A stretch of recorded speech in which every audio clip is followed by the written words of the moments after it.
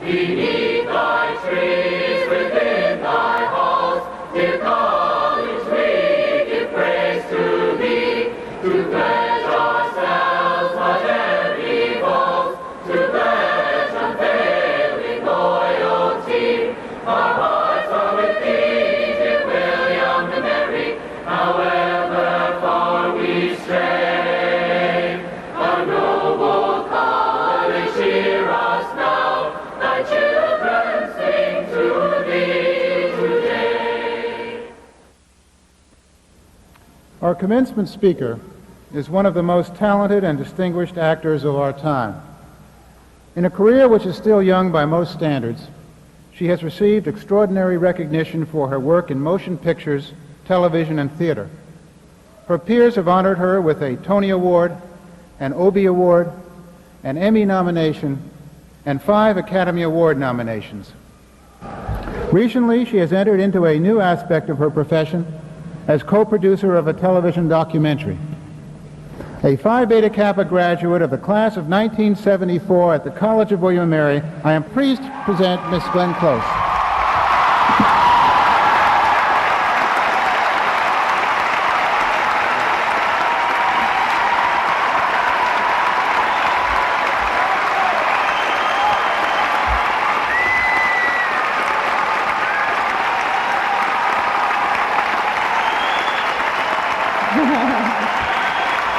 Thank you. Thank you.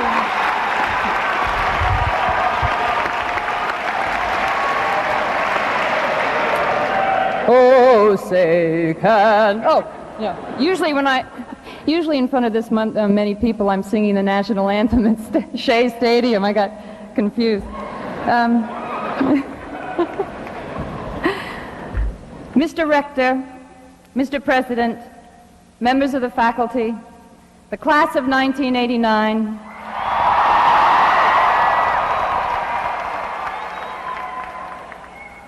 fellow mothers,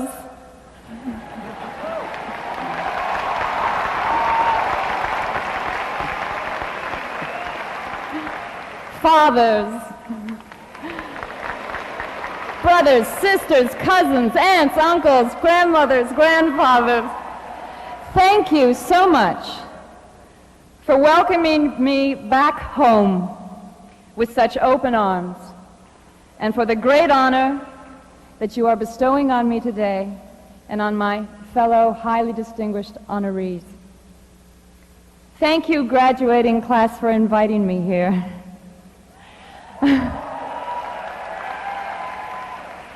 I make it a point of regularly testing my courage, and believe me, when I heard of your invitation, I had to pause, and I decided that this was one of those points. I enjoyed very much meeting some of you yesterday at the garden party. I only wish that I could have met all of you. I loved the candlelight ceremony and the wonderful fireworks, which is a first. Our graduation in 1974 certainly was not as colorful as it is today. I was very flattered when President Verkyle told me of the invitation and asked me to be here today. They told me that the college wanted to give me an honorary degree and that I wouldn't have to speak unless President Bush couldn't make it.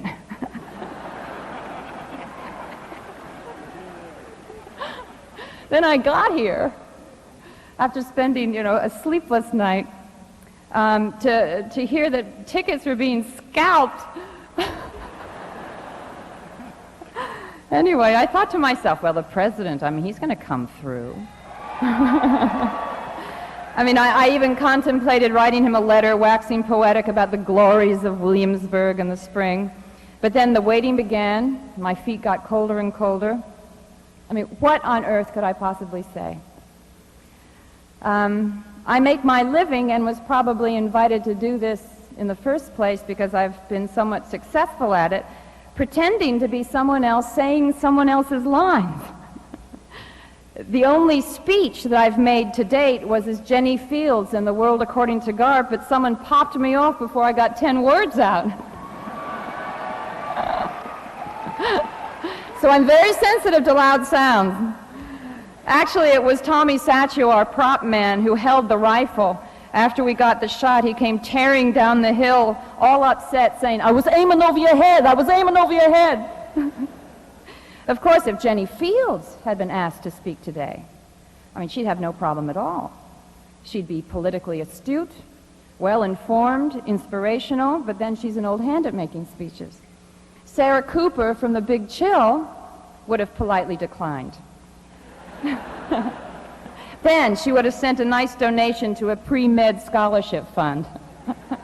Is there such a thing as a pre-med scholarship fund? I hope so.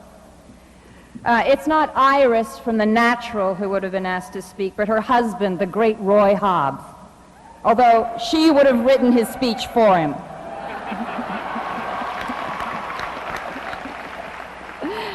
I don't know, somehow I don't think Alex Forrest from Fatal Attraction would have been a serious consideration. Now, the Marquise de Merteuil from Dangerous Liaisons would have accepted for some complicated ulterior motive and then promptly ordered a new gown. Then she'd put on a dazzling display for all you incredibly attractive young things. And not so young things. Her speech would be full of wit and irony, innuendo and charm, and by the end of it she would have selected by eye contact alone her next 5 suitors. But who am I? What can I say? I'm an actor. I was tempted many times, and this is the absolute truth, to pick up the phone and tell President Rakhile that the speech was out of the question. But then I heard the voice of Howard Scammon, my friend and mentor. He was the head of the theater department while I was here. I saw him in my mind's eye, standing in the wings of Phi Beta Kappa Hall in his strawberry Bermuda shorts and floppy sandals, with his fists clenched, hissing in a stage whisper, "Just go out there and do it." So here I am, because of Howard. I'm also here, frankly, because I love this place. It has made a difference in my life. I came here later than most. I was a 22-year-old freshman, but still green and unformed, and above all, hungry for knowledge. I knew what I wanted to be. I consider myself extremely lucky to have always known that I wanted to be an actor, but I also felt terribly ignorant and spiritually bereft. This great institution took me in, fed and watered me, and like the desert when it rains, I began to grow. I've always been terribly thankful that I didn't go to some fancy highfalutin acting school, but that I came here and was given a liberal arts education.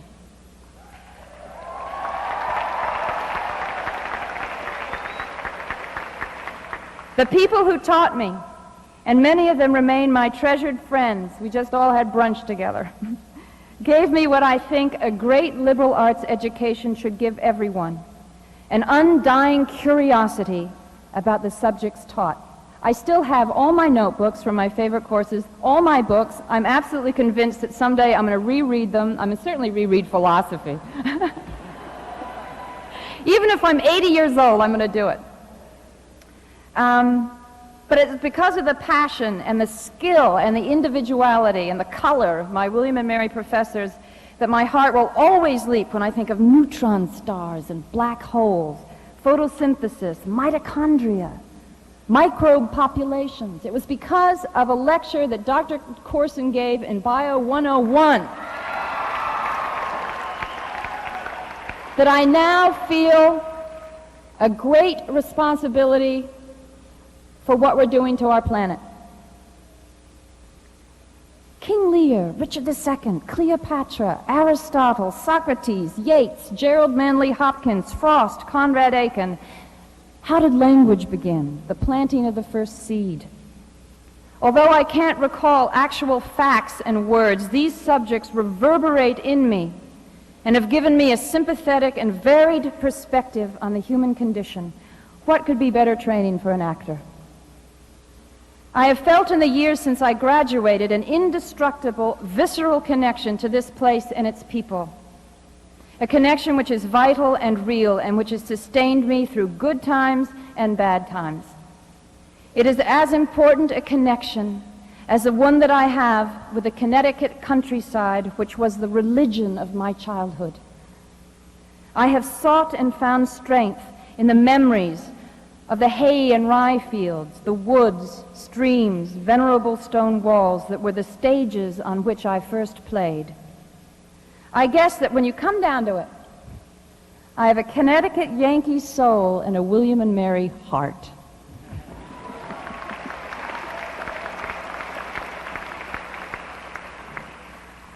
I've been out in the world as a professional actor for 15 years. When I left William and Mary, my wings were very new and very wet, and I was very determined. Professor Scammon had nominated me for some national auditions, and in September I found myself hired by the Phoenix Repertory Theater for their season on Broadway. I was to have tiny roles in each of their 3 productions and understudy the female leads. The first play was Congreve's Love for Love. But not for me, the grand entrance in a sweeping gown. Rather, as the curtain rose, I was seen in a wretched shift with a kerchief over my head, being ushered out of the apartment of one of the roguish main characters, holding a supposed newborn baby in my arms, an anonymous, unfortunate ex-lover. As I was propelled down the stairs, I would bury my head in the bundle I was carrying, and I'd do this.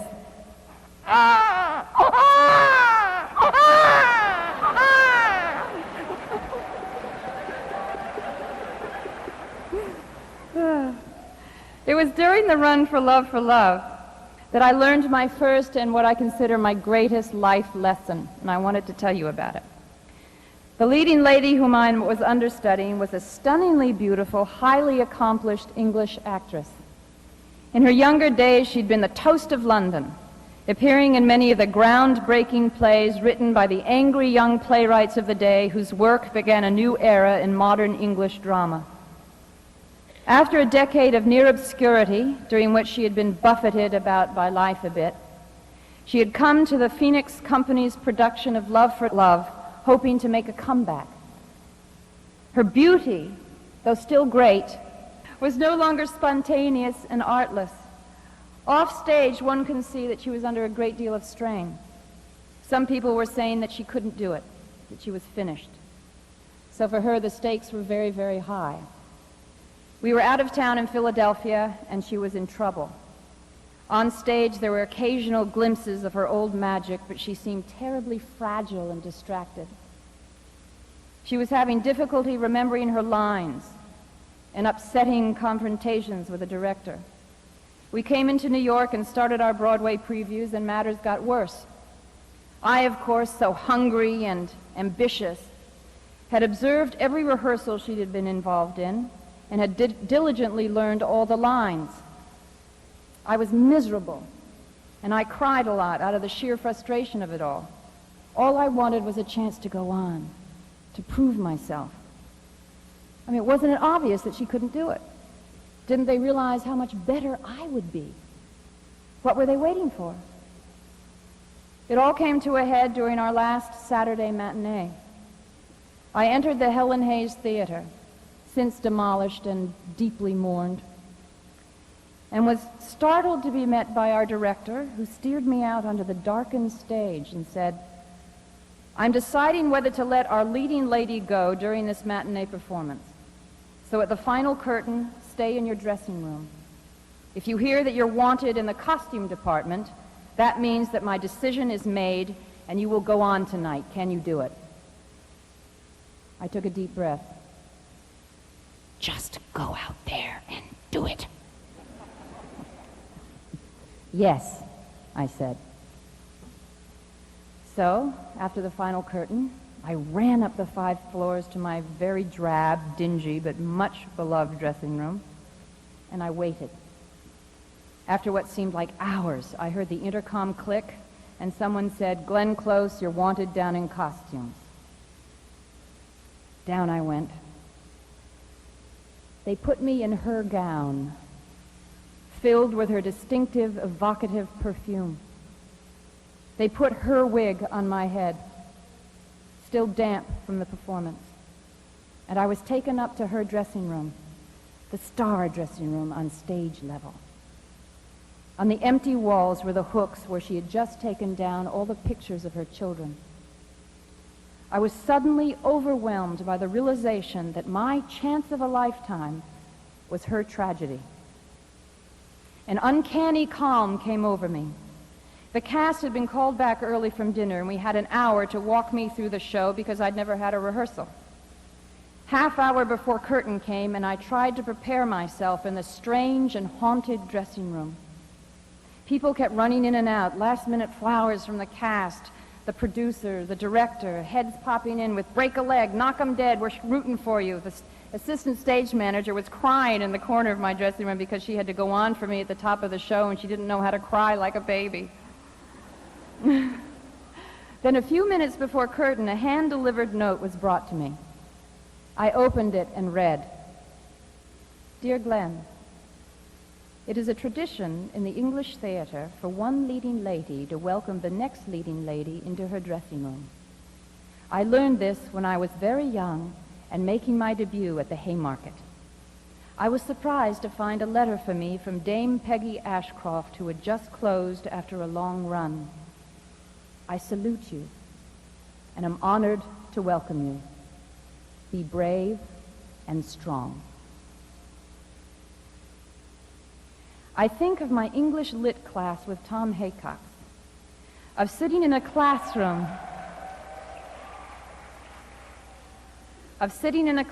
in the sublime Wren building reading W.H. Auden's Musée des Beaux-Arts.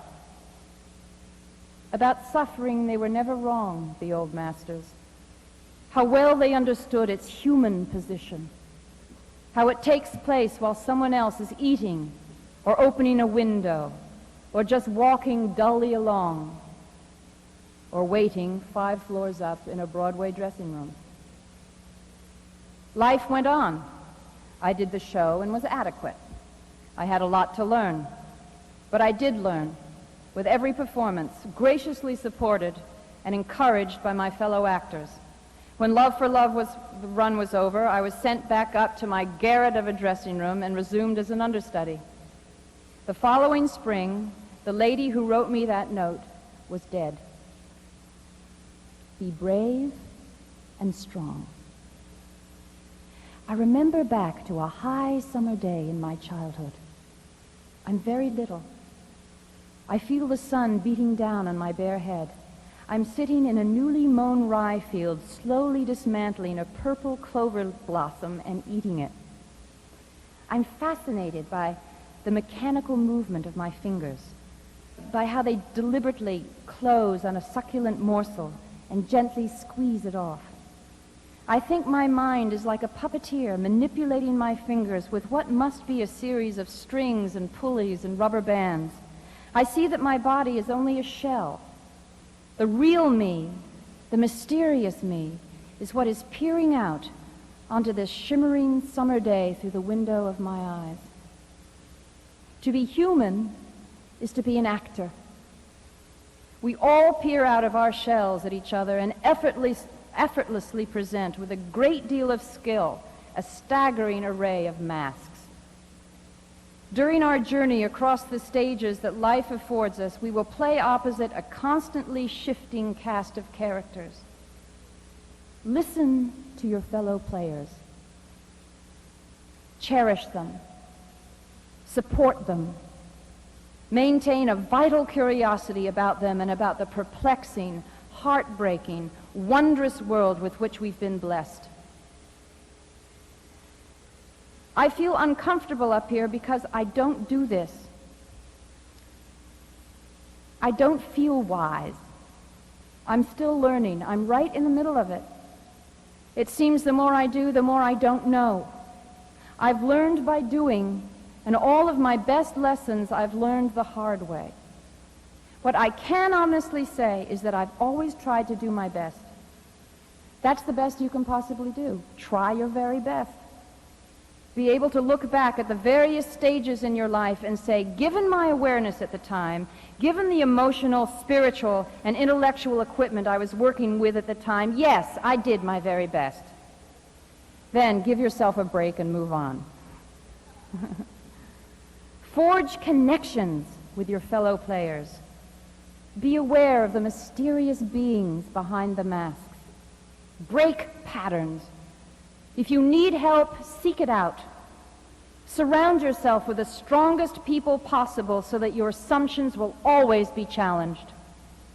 The education that you've received here can help you maintain a sense of balance and proportion and perspective and humility that is desperately needed in the cacophonous, voracious world we live in.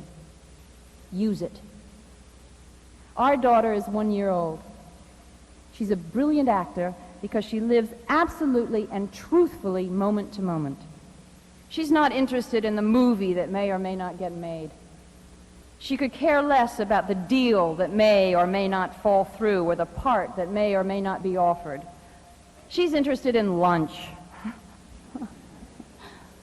A beautiful flower, a tiny speck on the rug, the wind in high branches, a bird flying across the setting sun. She has taught me that life is now, not tomorrow or next week, but now. She's taught me, after all the compulsion and ambition and anxiety, that the little moments are the sum of our lives, not the huge, Klieg-light, earth-shattering events. Life is now, it's yours, and whatever you make of it is valid. Members of the 1989 graduating class of the College of William and Mary in Virginia, I rejoice for you because you're at the beginning. I hope you're as green and hungry and eager as I was. You can do anything you want to. What's certain that no one's going to do it for you. You had the tools when you got here. You've honed them with the help of an unparalleled group of educators, and you face the world with the most versatile implement of all, a liberal arts education from the finest school in this country.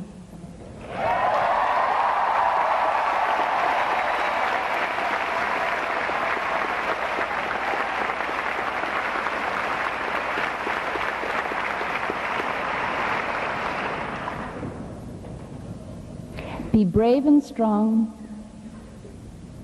and just go out there and do it.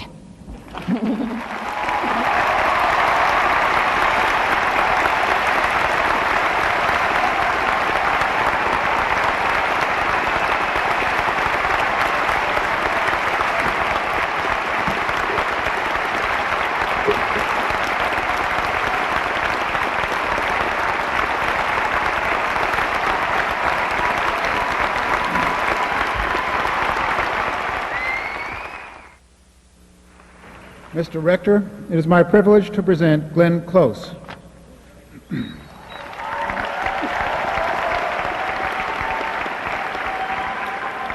Glenn Close, producer, actor, alumna, you are remembered by your classmates for vibrant performances at the William & Mary Theater and by your teachers as an inquiring mind worthy of membership in Phi Beta Kappa. You are known as a creator of believable personalities who are vitally projected from the worlds of motion pictures, television, and the theater. These characters, with their strengths and weaknesses, become human beings through your research, observations, imagination, and concern for created character. Millions of people have been informed, stimulated, entertained, and even shocked by your portrayals. Your standards for performance are exceptionally high, not only earning the respect of your peers, but also setting examples for young performers. Recently, you started a new career as a producer, following a visit with your parents in Big Piney, Wyoming. There you saw a way of life that was disappearing. Feeling very strongly that this should not happen, you co-produced for television the documentary, Do You Mean There Are Still Real Cowboys? May you continue to preserve other aspects of our country's past for new generations to come. Your commitment, integrity, intelligence, and individuality in all aspects of your profession are greatly admired and recognized. You are a whole person.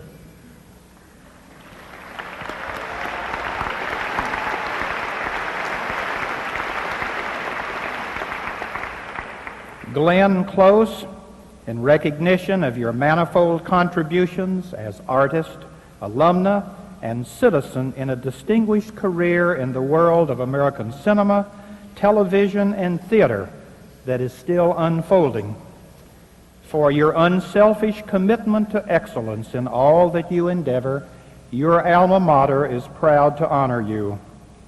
By virtue of the authority vested in me by the Board of Visitors and the ancient royal charter of the College of William and Mary in Virginia, I hereby confer upon you the degree of Doctor of Arts, honoris causa.